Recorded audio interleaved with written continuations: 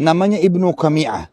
Orang ini melihat Nabi SAW dari jarak jauh, dan waktu itu Nabi SAW sempat jatuh di sebuah lubang yang dibuat oleh seorang munafik namanya Amir Al-Fasiq. Nabi jatuh di situ, kemudian dia datang lalu dia menghantam dengan keras pedangnya ke pundak Nabi, kanan dan kiri. Dan kata Nabi Muhammad SAW, saya rasakan sakitnya sampai 1 bulan. Dan dia juga menghantamkan,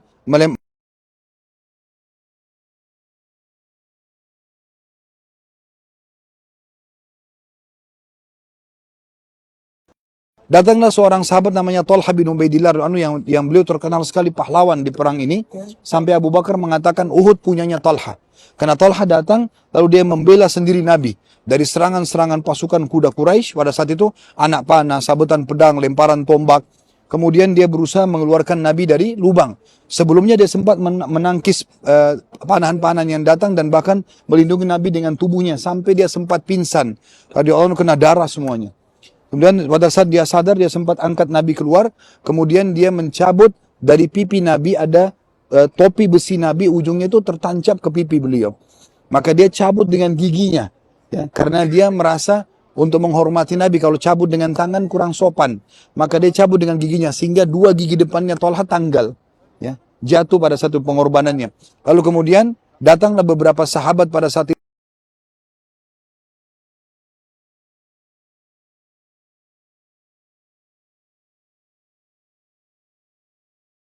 Salah satu budak berkulit hitam di Mekah yang majikannya berkata, "Hai Wahsy, kalau seandainya kau bisa membunuh pamannya Muhammad," maksudnya Hamzah, "karena dia membunuh juga saudaraku dan pamanku di perang Badar, saya akan bebaskan kamu dari keterbudakan."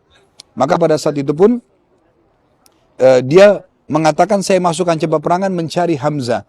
Tujuannya hanya untuk membunuh dia saja." Ya, dia tidak mau ikut berperang supaya saya bebas gitu. Maka dia pun menemukan Hamzah, lalu dia melemparkan tombak yang menembus, ya, dada Hamzah atau ulu hati Hamzah. Akhirnya beliau mati syahid radhiyallahu anhu. Beliau mati syahid pada saat itu. Nah, pasukan muslimin Bapak Ibu sekalian mulai terpukul mundur dan akhirnya bergabung dengan Nabi Muhammad SAW di sudut gunung sana, gitu kan? Dan Nabi SAW suruh mereka naik ke atas. Ayo naik ke atas.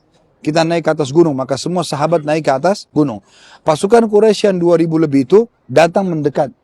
Dan pada saat itu terjadi mutilasi.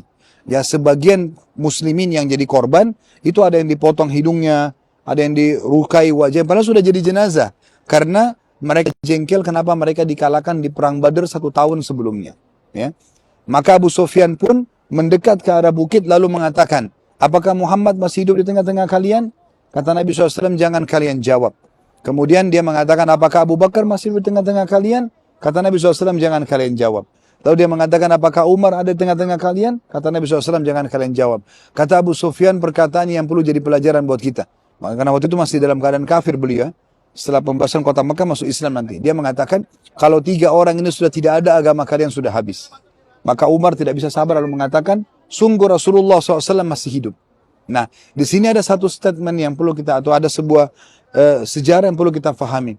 Ibnu Qami'ah tadi yang sempat menebas Nabi di pundaknya di kanan dan kiri waktu Nabi dalam lubang, itu terpukul mundur oleh Talha. Kemudian dia lari ke kancah peperangan. Di kancah peperangan ini Bapak Ibu sekalian, ada satu pemegang bendera Muslim namanya Mus'ab ibn Umair radhiyallahu anhu. Sahabat ini terkenal dulu anak orang kayanya Mekah, tapi setelah masuk Islam hidupnya sederhana sekali. Dia pegang bendera, orangnya tampan dan mirip Nabi. Maka Ibnu Qami'ah, orang yang tadinya sempat menghantam pundak Nabi di lubang dan terpukul mundur, dia kira itu Nabi. Lalu dia ambil pedangnya, lalu dia sempat membunuh Mus'ab dari belakang. Ya, dia menusuk Mus'ab dari belakang. Setelah Mus'ab memang sempat tangannya dipotong oleh beberapa orang Quraisy juga sehingga bendera jatuh pada saat itu. Lalu dia mengatakan, "Aku telah membunuh Muhammad. Aku telah membunuh Muhammad." Nah, perkataan ini rupanya menjadi seperti virus di kancah peperangan Bapak Ibu sekalian. Menjadi seperti virus di kancah peperangan. Karena orang masih baru masuk Islam. Ini masih baru tahun 2 Hijriah. Tahun 3 Hijriah. Orang masih belum, Al-Quran pun belum sempurna turun. Orang ketakutan meninggalnya Nabi gitu. Sampai Umar bin Khattab pun dan Sa'ad bin Ubadah radhiyallahu anhuma, 2 orang ini, mereka sangat kuat dan sangat pemberani. Tapi karena dengar informasi ini mereka turun di tanah, duduk dan meletakkan pedang mereka. Karena mereka merasa putus asa tanda kutip Nabi SAW sudah meninggal. Lalu lewat ya seseorang pada saat itu di antara sahabat Nabi yang mulia, maaf, ya, maaf jangan. Jadi ada seorang sahabat yang lewat pada saat itu, sahabat ini tidak sempat hadir di Badr. Dan dia waktu dengar di Badr ada ya, maka dia mengatakan kalau seandainya ada lagi peperangan Nabi dengan Quraisy, saya akan perlihatkan kepada Allah yang terbaik. Maka dia pun lewat pada saat itu, ya. Lalu dia menuju kepada pasukan Quraisy. Kata Umar, mau kemana kamu? Dia bilang, saya akan menuju ke surga, karena saya mencium surga di Uhud. Lalu kemudian dia pun dikatakan oleh Umar, bukankah Rasulullah sudah meninggal? Kata orang tersebut, kalau Rasulullah sudah meninggal, maka bangunlah, bangkitlah supaya mati bersama beliau. Maka Umar mengatakan perkataan itu betul-betul membakar semangat kami, dan akhirnya kami pun mengejarnya tapi kami tidak bisa, dan orang itu akhirnya mati syahid. Ya. Orang itu akhirnya mati syahid. Di sini Bapak Ibu sekalian, peperangan ini kita bagi menjadi dua. Ada peperangan awal kemenangan muslimin, setelah bendera orang Quraisy jatuh dan 11 orang pemegang bendera mati terbunuh, dan keadaan yang kedua dikalahkan karena pengkhianatan atau turunnya 43 pemanah tanpa pesan dari Nabi SAW. Ya.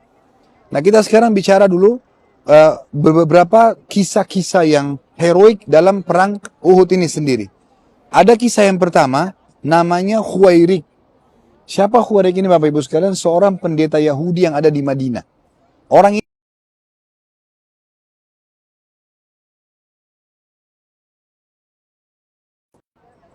lalu kemudian dia pun pada saat itu mengajak orang-orang Quraisy waktu dia dengar utusan Nabi keliling Madinah dan mengatakan, hayo muslimin keluarlah, berjihadlah membela agama Allah.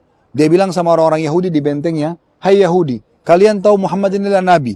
Kalian temukan namanya, cirinya, semuanya ada pada dia, Nabi terakhir. Dan kakek-kakek kalian pindah ke Madinah karena dia. Kenapa kalian tidak mau beriman? Mereka bilang, dia bukan dari Bani Israel, kami tidak mau. Ini kebohongan orang Yahudi, tapi mereka menolak begitu. Lalu kemudian kata Khuwairik, kalau begitu, kalian temukan dalam kitab Taurat, kalau kalian di lokasi kalian sedang tidak terjadi perang, dan ada nabi di lokasi lain sedang berperang, kalian harus membantunya. Sekarang dia seorang nabi, kalau kalian tidak mau beriman, kalian harus bantu. Mereka bilang kami tidak mau, karena ini hari Sabtu. Hari Sabtu ini dianggap hari suci bagi mereka. Mereka tidak mau berperang. Alasan saja. Lalu kemudian Khuwairik datang sendirian ke masjid Nabi, masuk Islam. Waktu itu Bapak Ibu sekalian, sekali lagi tanggal 15 Syawal, tahun 3 Hijriah, hari Sabtu. Itu waktu duha kayak kita sekarang. Belum masuk waktu duhur. Lalu kemudian dia ikut berperang, subhanallah dia terbunuh mati syahid. Setelah peperangan selesai, Nabi SAW mengumpulkan, bukankah orang ini yang baru masuk Islam? Kata mereka, benar ya Rasulullah. Kata Nabi SAW, siapa yang ingin melihat penghuni surga yang belum pernah sujud sekalipun lihat orang ini. Karena dia masuk Islam di waktu duha, dia meninggal sebelum duhur. Jadi belum ada kewajiban untuk sholat wajib. Belum ada kewajiban untuk sholat wajib. Ini kisah yang pertama.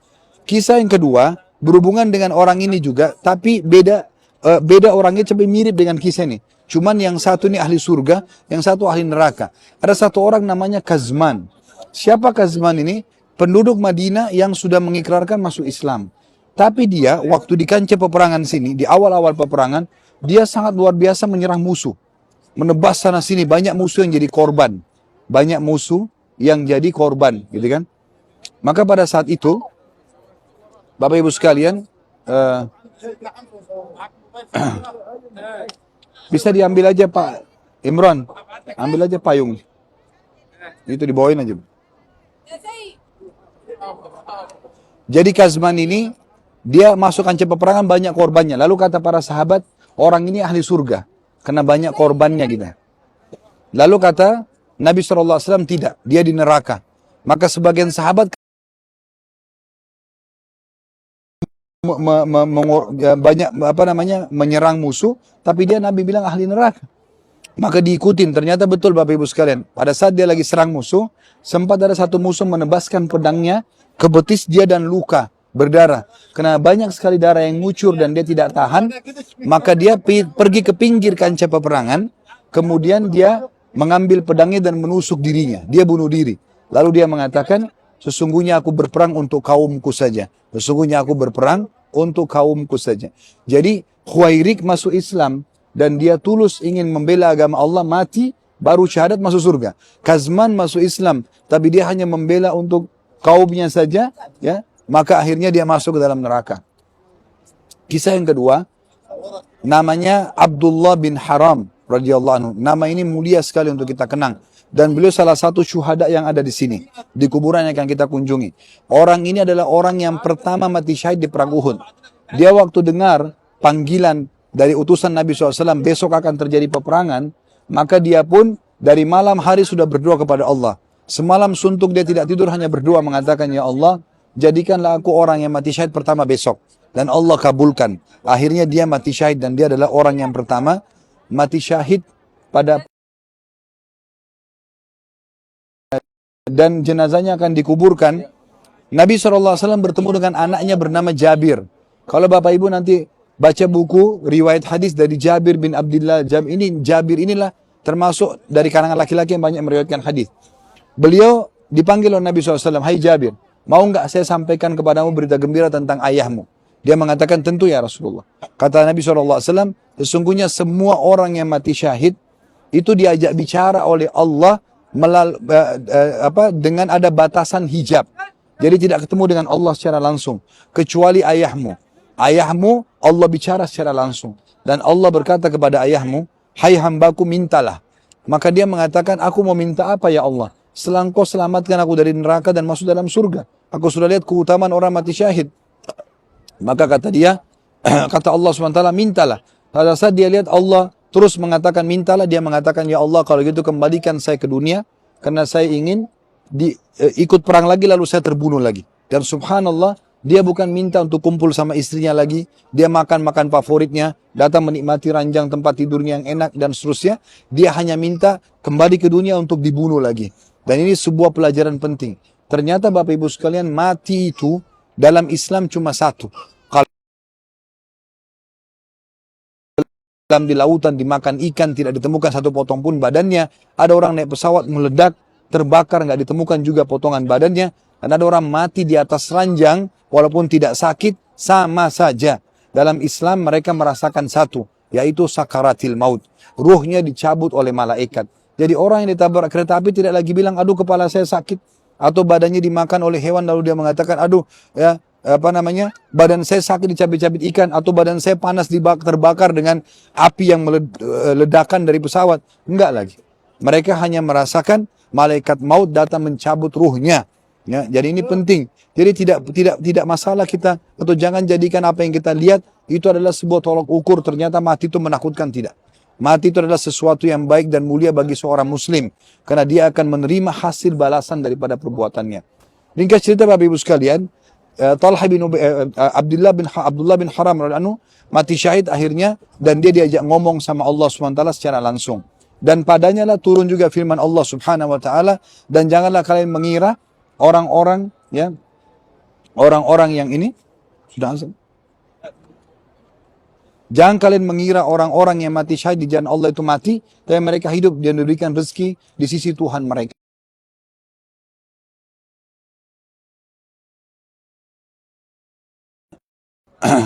Dari sahabat Nabi yang bernama Asim radhiyallahu anhu ini, sahabat Nabi yang mulia, ikut berperang juga di kancah peperangan, dan dia dari 11 orang pemegang bendera Quraisy, dia yang membunuh yang ke-6. Lalu ada Zulaifah namanya, salah satu wanita Quraisy yang ikut berperang. Dia jengkel karena dia adalah bersaudara dengan 10 orang dari 11 orang pemegang bendera tersebut. Dia mengatakan, siapa yang mendatangkan kepalanya Asim, lalu kemudian saya cuci, lalu saya minumi khamr, lalu saya taruh perhiasan, maka saya akan berikan kepada orang yang membunuhnya. Maka banyak anak-anak muda Quraisy menyerang Asim. Tapi kuasa Allah SWT, Allah selamatkan dia. Dan nanti dari salah satu peperangan yang lain selain Uhud, dia akan mati di tangan orang-orang Quraisy. Namun pada saat orang Quraisy mau mengambil batok kepalanya, itu kepalanya atau badannya diambil oleh lebah dan dibawa entah kemana dan tidak ditemukan jenazahnya. Dan sekian banyak kisah-kisah di sini yang terjadi. Tidak mungkin semuanya kita ceritakan karena sudah menjelang duhur. Tapi itu kisah-kisah sebagian heroiknya. Kita tutup Bapak Ibu sekalian dengan kisah yang unik.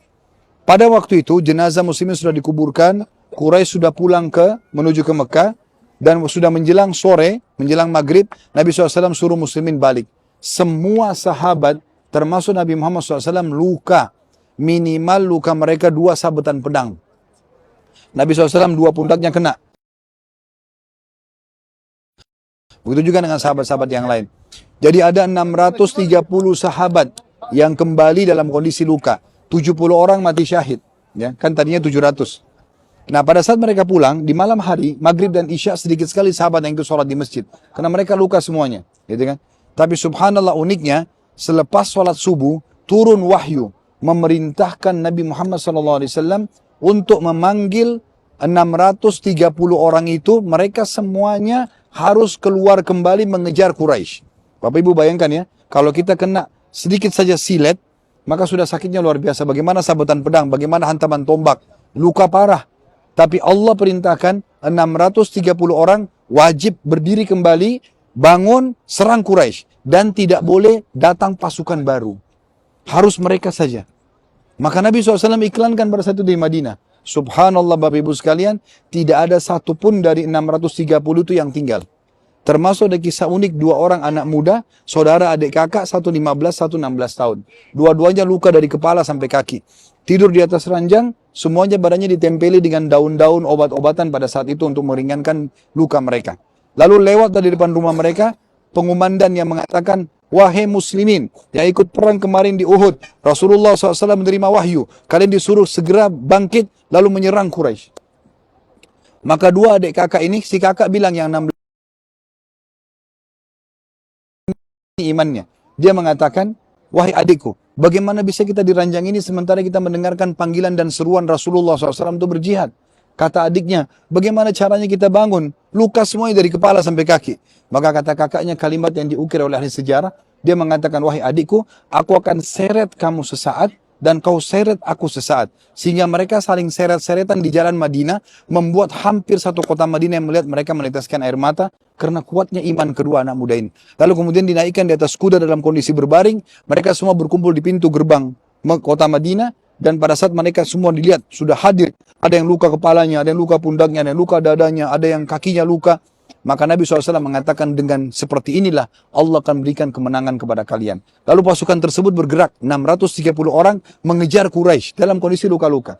Quraisy rupanya dapat informasi, muslimin mengejar mereka. Dan di tengah jalan orang-orang Quraisy juga berkata, kita belum sampai pada target kita. Targetnya adalah meraih Madinah, merebut Madinah, sekarang tidak. Muhammad juga belum mati. Berarti kita belum menang. Waktu mereka mau kembali, mereka kaget. Nanti ada pasukan muslimin menyerang. Lalu dia kirim mata-matanya ketemu sama beberapa orang munafik di Madinah, tanya, ini yang keluar sama Muhammad pasukan baru atau pasukan kemarin? Kata mereka pasukan kemarin. Dan Muhammad melarang orang baru ikut. Maka gara-gara itu subhanallah hikmahnya, orang-orang Quraisy ketakutan. Mereka mengatakan,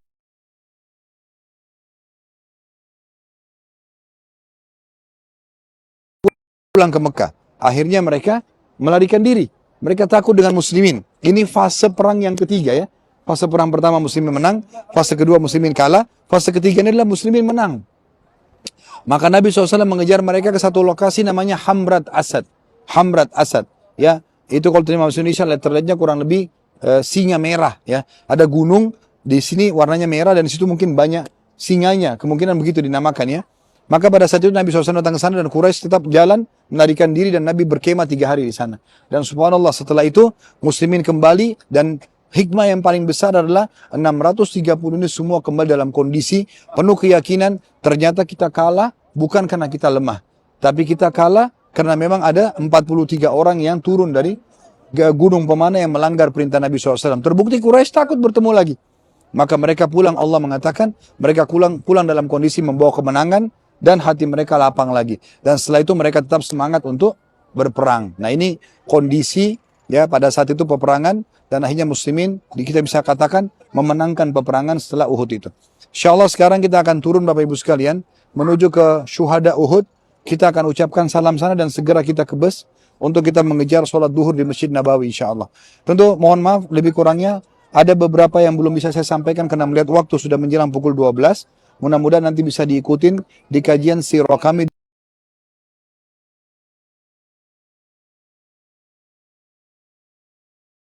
illa anta astaghfiruka wa atubu ilaik. Wassalamualaikum warahmatullahi. Khitanan Massal 5.000 anak Nusantara. Assalamualaikum warahmatullahi wabarakatuh. Alhamdulillah wassalatu wassalamu ala Rasulillah. Segala puji dan puja kehadirat Allah Subhanahu wa taala, juga salawat dan taslim kepada Nabi besar Muhammad sallallahu alaihi wa ala alihi wa sahbihi wasallam. Saudaraku seiman, salah satu hak anak yang diperintahkan agar diberikan oleh kedua orang tua yaitu khitan. Bagaimana ini bagian daripada perintah yang Allah turunkan kepada seluruh nabi. Dan Nabi Muhammad SAW memerintahkan kita agar mengkhitan anak kita selain memberikan nama, akikah, dan beberapa hak yang lainnya. Kami dari Yayasan Sedekah Kreatif membuka peluang agar Anda sebagai Muslim meraih pahala dengan melakukan atau ikut serta dalam khitanan massal, agar memudahkan agar anak-anak muslimin terkhitan dan menjalankan sunnah Nabi SAW. Bagi Anda yang berminat untuk mendapatkan pahala ini, dan insya Allah selama dia berkhitan atau sudah terkhitan sampai dia meninggal dunia, Anda akan panen pahalanya, dan tentu dia akan menggunakan kemaluan itu tanda kutip dalam kebaikan. Dengan izin Allah SWT Anda akan panen pahalanya. Bagi Anda yang berminat bisa menghubungi nomor yang ada tertera di layar Anda. Subhanakallahumma bihamdika asyhadu an la ilaha illa anta astaghfiruka wa atubu ilaik. Wassalamualaikum warahmatullahi wabarakatuh. Khitanan Massal 5.000 anak Nusantara tersebar di 6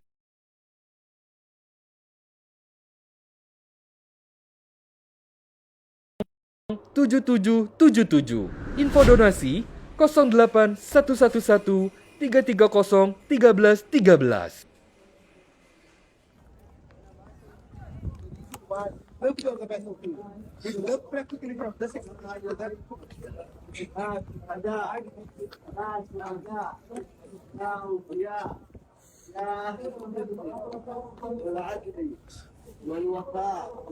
اللهم يا الله أنت حريصنا ولا تفتنا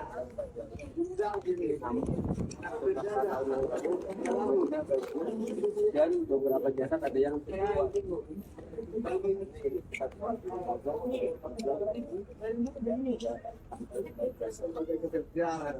Ustaz, sebelah kanan.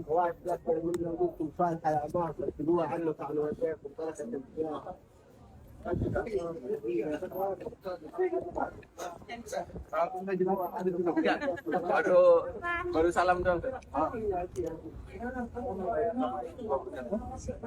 Ibu sekalian, ini adalah kuburan para syuhada. Dan memang sengaja tidak dibentuk ya, karena memang begitu alaminya terjadi pada saat itu.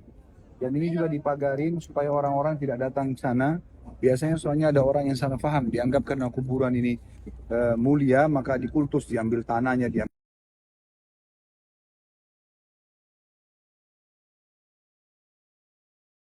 bahasa Inggris dan juga bahasa Indonesia atau Melayu tentang adab-adab orang ziarah kubur. Orang ziarah kubur.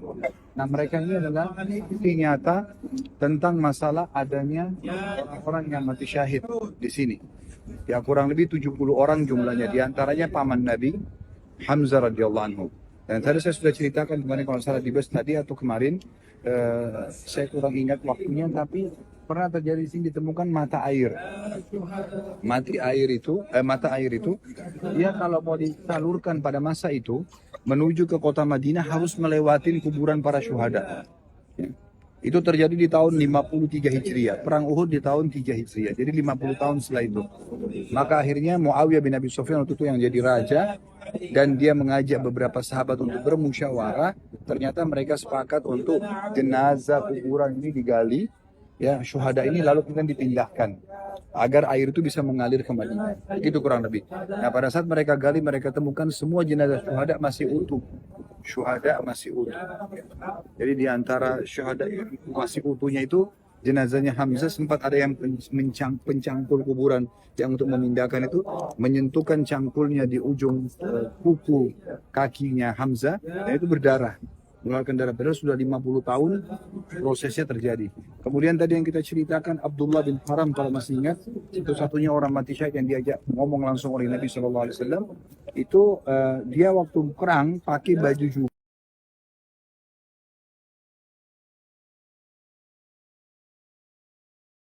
Beliau wafat mati syahid gara-gara itu. Nah waktu dikubur itu tangannya lagi memegang lukanya dan dikubur dengan baju itu. Anaknya Jabir menggali kuburan ayahnya dan menemukan ternyata bajunya masih utuh dan tangannya masih memegang lukanya. Dan pada saat tangan ayahnya diangkat, darahnya ngucur. Kemudian tangannya kembali menutup lagi. Dan begitu seterusnya. Jadi ini memang keajaiban yang luar biasa. Karena memang ada hadis Nabi SAW yang berbunyi, salah satu yang tidak dimakan jasadnya oleh tanah selain para nabi-nabi adalah para syuhada. Baik, kita ringkaskan kurang lebih di sini adalah Nabi SAW pernah menziarahi, maka kita ziarahi. Selain ziarah kubur juga kita niatkan untuk mengikuti sunnah Nabi SAW ya. Tadi sudah baca 2 kuburan? Sudah ya? Baik, kalau sudah kita tinggal menuju ke bus supaya kita bisa kejar, bisa sholat duhur di sana. پشتونی جسد پشتونی